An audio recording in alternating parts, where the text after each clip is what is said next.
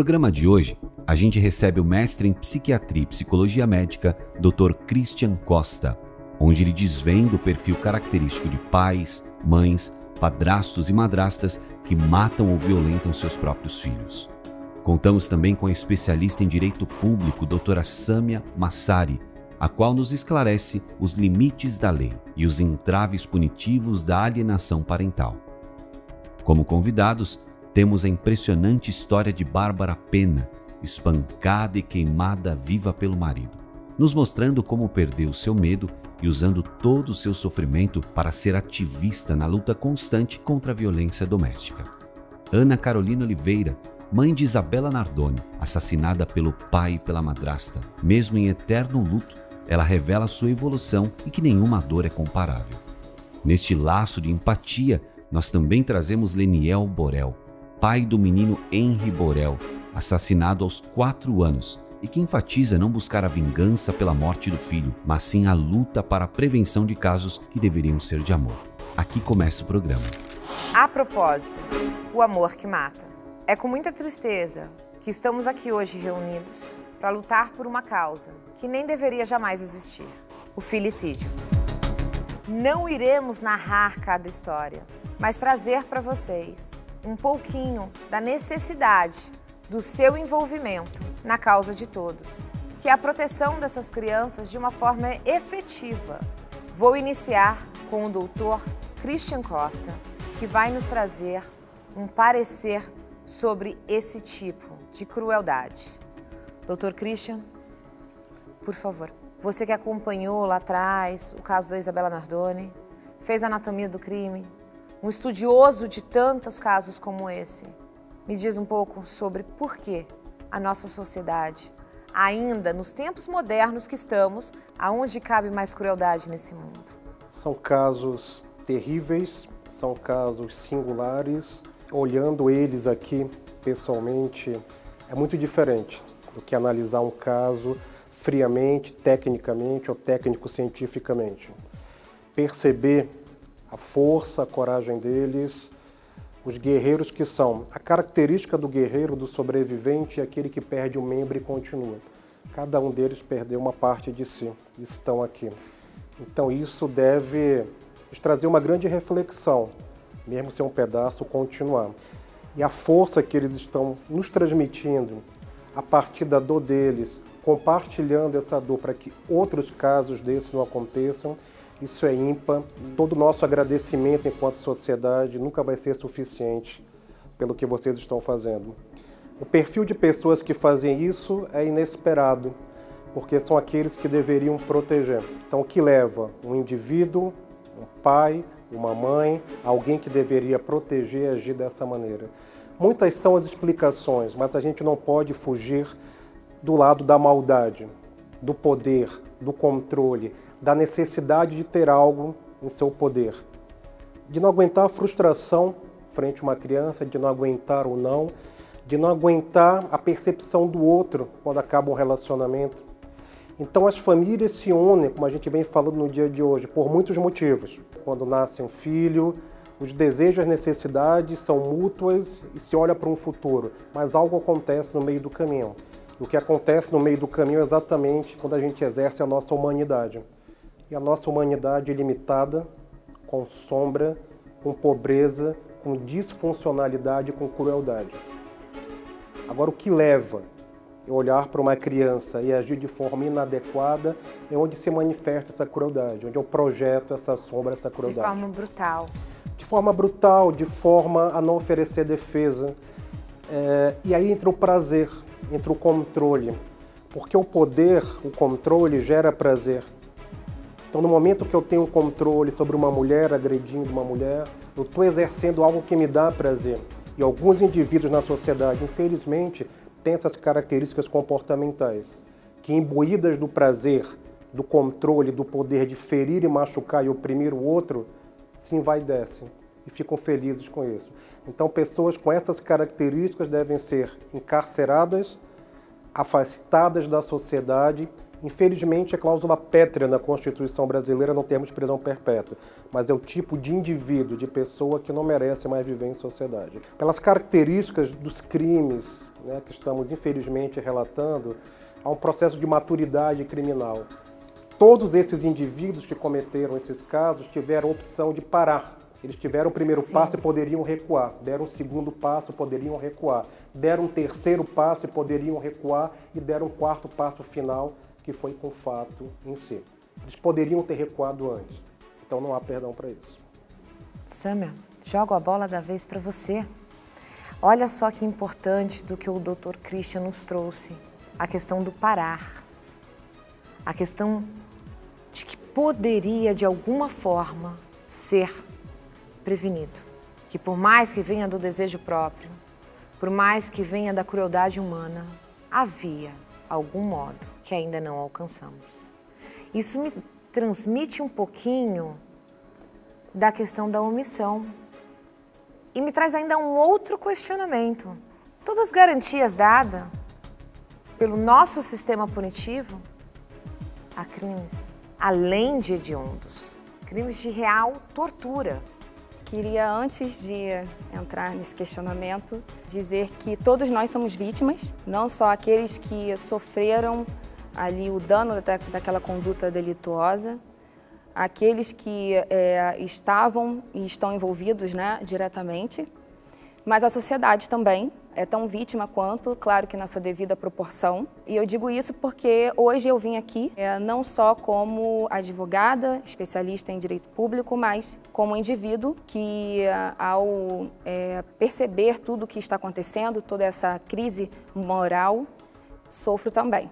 Hoje eu percebo que aqui estamos com uma visão convergente e eu acho que isso é o que vai impulsionar as mudanças sociais que nós precisamos implementar. Quanto à questão das garantias, e aqui falando um pouco mais da questão da criança, o que abrange também adolescente, a própria Constituição, ela prevê, lá no seu artigo 227, que é dever de todos, e aqui eu digo todos porque engloba a família, engloba a sociedade e também a comunidade em geral. Isso para assegurar ali, com prioridade absoluta, direitos inerentes à vida, à convivência familiar, ao desenvolvimento, e isso se reproduziu no Estatuto da Criança e Adolescente. Então, nós temos uma legislação que regulamenta essa norma constitucional.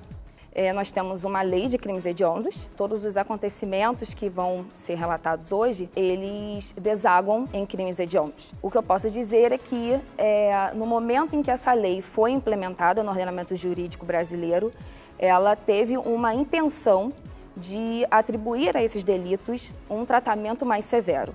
De fato, houve aí uma perda de objeto, a meu ver, em relação ao objetivo final dessa lei. Então, esse é o nosso contexto, nosso cenário de hoje. Realisticamente, é a sua batalha diária. Pode dizer tudo que te passou, um resuminho, para que possamos entender como de fato funciona, você que já está numa fase, vamos dizer, pós-julgamento. A pergunta que fica é qual a penalidade que casos como o meu, né, do Henry, da Isabela, deveria ter, né? A gente sabe que, ilustradamente, a justiça ela tem uma balança, mas infelizmente ela nunca é justa. Sempre tende a pender para um lado. Só que a gente tem visto, durante tantos anos, que ela está indo para o lado errado. São os fatos que estão comprovando isso, né? São os fatos como o da Isabela, que eu lembro de ser mais nova e de assistir, e de nunca na minha cabeça imaginar que isso iria acontecer. Com você? Comigo, com meus filhos. Posteriormente aconteceu comigo, agora estou acompanhando também o caso do Henry. Meu filho se chama Henrique, parecido com os casos aqui. E a sua filha Isadora, parecido com a Isabela. E eu senti na pele, né? Além de ter perdido meus filhos, mas isso não é menor do que a dor deles. E é injusto com todos nós, porque é uma ferida que nunca mais vai cicatrizar, ela vai estar aqui por mais que esteja fechada, ela vai estar aqui doendo sempre, todo dia torturando a nossa vida, a nossa mente, o nosso futuro, o nosso presente, porque a gente não sabe como lidar com essa falta, que é uma falta que por mais que a gente tente ir atrás da justiça, que ela é muito interpretativa, eu tenho uma, eles têm outros, mas nunca vai suprir a falta que os nossos filhos fazem pra gente. E é justamente isso que faz a gente ter revolta e querer mudar a sociedade, querer mudar a vida de outras crianças, porque a gente sabe que dói tanto ao ponto de querer salvar. São vítimas, são crianças. Se pessoas adultas, instruídas, acometem esse tipo de crueldade, elas... o que esperar mais, entendeu? Que infelizmente a minha história, a história da Isabela, do Henry, do Bernardo, do Rafael, virou uma história de stories do Instagram. É lembrada 24 horas, é lembrada durante um tempo, mas são crianças com direito de viver. E esse direito foi ceifado por pessoas que deveriam cuidar, por pessoas que deveriam proteger e amar. Como foi o seu julgamento? Na verdade, foi uma tortura desde o início, né? Porque Vamos contar um pouquinho do que aconteceu com você? Em novembro de 2013, eu sofri uma tentativa de homicídio. Foi considerado homicídio, não feminicídio. Eu acordei sendo espancada, fui queimada, jogada do terceiro andar. Fiquei 4 meses morando no hospital. Fiquei várias vezes em coma induzido. Passei por mais de 200 cirurgias reconstrutoras, ainda tenho outras para passar. Mas a pior dor foi saber, depois de quase 4 meses, que meus filhos tinham sido assassinados pelo próprio pai. Você só descobriu depois? Só depois, mesmo eu acordando do coma, mesmo eu perguntando para os profissionais da saúde onde estavam meus filhos. Os profissionais sempre falavam que meus filhos estavam bem. Então, ali, durante a minha internação, eu tentava lutar contra a minha própria vida, lutar para sobreviver, porque na minha cabeça eu acreditei que sobrevivendo eu ia ter o direito de levar minha filha na creche, de levar meu filho, porque eu não tive nem a oportunidade de conhecer a voz dele. Um bebê de 3 meses, uma menina de 2 anos e 7 meses, que morreram dormindo, mas pelas provas da perícia, os 2 estavam acordados. Minha filha, inclusive, levantou da cama para tentar se salvar. E eu não tive a chance de salvar meus filhos. Então, quando acontece com a gente, no caso, eu tive todo o meu corpo praticamente quebrado, tive meu corpo queimado, tenho a tortura psicológica de conviver com isso, mas nada é tão doloroso do que saber que por mais que eu lute, por mais que eu faça algo, eu nunca vou trazer meus filhos de volta. E é uma dor que não vai cicatrizar nunca. Eu nunca vou entender também o tipo de punição que o meu ex teve. Eu sei que teve, infelizmente, influência de autoridades nesse meu caso. O meu ex praticamente está pegando pena pela minha tentativa de homicídio. O senhor que faleceu escutando meus pedidos de socorro, porque enquanto eu estava queimando, toda quebrada, depois de ter sido jogada, depois de ter sido espancada, esse senhor, esse idoso de mais de 70 anos, morador do prédio, que eu nem conhecia, que foi um herói, ele voltou na área das escadas para ir até o apartamento e salvar meus filhos. E meu ex não está respondendo pela morte desse idoso, que foi um herói, ele foi inocentado. Na verdade, o júri popular entendeu que o senhor correu risco.